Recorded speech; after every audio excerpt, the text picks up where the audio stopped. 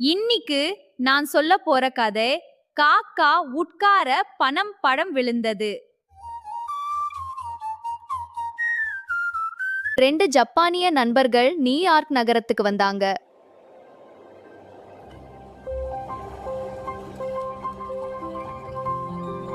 அங்கே ஒரு பழக்கடையில அவர்கள் இதுவரை பார்க்காத ஒரு பழம் இருந்துச்சு.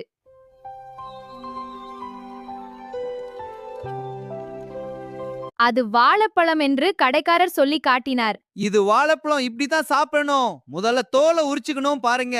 இப்ப சாப்பிடலாம். ருசியா இருக்கு. அவர்கள் சந்தோஷமா ஆளுக்கு ஒரு வாழைப்பழம் வாங்கிக்கிட்டாங்க. Y ಬನಾನದ ஒய்ஷிசோ ಡೆನ್ಶದ hike ನೋಡ್ರೋ. தனுஷினே. ரயில் கிளம்பியதும் இருவரும் வாழைப்பழம் சாப்பிட ஆரம்பிச்சாங்க. இந்த வாழைப்பழம் சாப்பிடலாம். சூப்பர், ரொம்ப நன்றி. முதலாம் அவன் முதல் கடி கடிச்சான். பாருங்க, இப்போ அவன் சாப்பிடுறான். முதல் கடி எப்படி இருக்குன்னு பாருங்க. அவனுக்கு ரொம்ப பிடிச்சிருக்கு. அதே நேரம் ரயில் சுரங்கப்பாதைக்குள் போயிடுச்சு.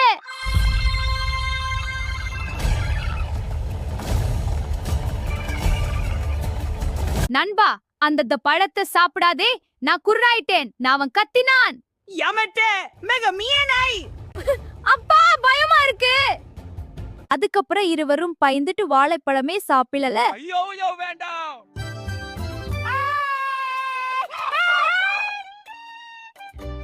சில நேரம் உண்மை தெரியாம தவறா முடிவு எடுக்க கூடாது.